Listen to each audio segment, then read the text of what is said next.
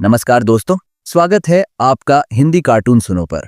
आज मैं आपको सुनाने जा रहा हूं एक मजेदार और सीखने वाली कहानी जिसका नाम है तेल में ससुराल।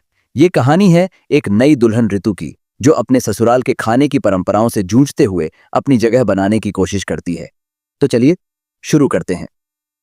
कहानी की शुरुआत होती है ऋतु से, जो शादी के बाद अपने ससुराल में पहली बार खाना बनाने जा रही है। उसे उम्मीद है कि उसका बनाया खाना ससुराल वालों को खुश करेगा। अपनी बहन माधवी की मदद की पेशकश को ठुकराते हुए ऋतु अकेले ही सब कुछ संभालती है। वह अपने तरीके से खाना बनाती है, यह सोचकर कि सादगी और स्वास्थ्य ही सबसे अच्छा विकल्प है। खाना तैयार होने के बाद परिवार को खाने के लिए बुलाया जाता है। सभी खाने की तारीफ करते हैं, लेकिन जैसे ही उसकी सास शांति पहुंचती है, वह शिकायत करती है कि खाना तेल में अधूरा है। ऋतु चौंक जाती है क्योंकि उसने तेल डाला था।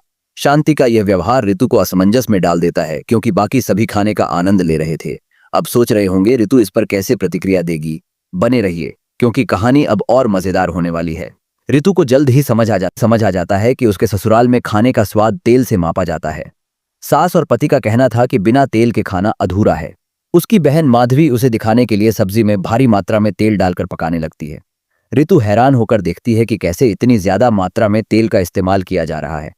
जब खाना परोसा जाता है तो कुछ लोग स्वाद की तारीफ करते हैं, लेकिन कुछ को यह खाना अत्यधिक चिकना लगता है। ऋतु सोच में पड़ जाती है कि आखिर खाना इतना तेल में क्यों होना चाहिए। शांति, जो तेल को स्वास्थ्य और ताकत का प्रतीक मानती है, इसे अच्छे बालों और सेहत के लिए जरूरी बताती हैं। दोस्तों, अब क्या ऋतु इस परंपरा को अपनाएगी या इसमें बदलाव लाएगी? आगे सुनिए। समय बीतता है और ऋतु को धीरे धीरे समझ आता है कि वह इस स्थिति को बदलने के लिए कुछ करना होगा। एक दिन वह माधवी के साथ बाजार जाती है और नए तरह के तेल खरीदती है। जब वे घर लौटती हैं तो शांति यह देखकर हैरान रह जाती हैं कि वे कई प्रकार के तेल लेकर आई हैं। ऋतु उन्हें समझाती है कि यह नए और बेहतर तेल खाना स्वादिष्ट और स्वास्थ्यवर्धक बना सकते हैं। शांति को पहले तो इस बदलाव पर शक होता है, लेकिन फिर ऋतु और माधवी के उत्साह को देखकर वह इसके फायदे समझने लगती है। धीरे धीरे घर में तेल का इस्तेमाल कम हो जाता है और परिवार स्वास्थ्यवर्धक खाने की ओर बढ़ने लगता है। क्या यह बदलाव घर में स्थायी होगा या फिर पुरानी परंपराएं फिर से लौटेंगी? सुनते रहिए।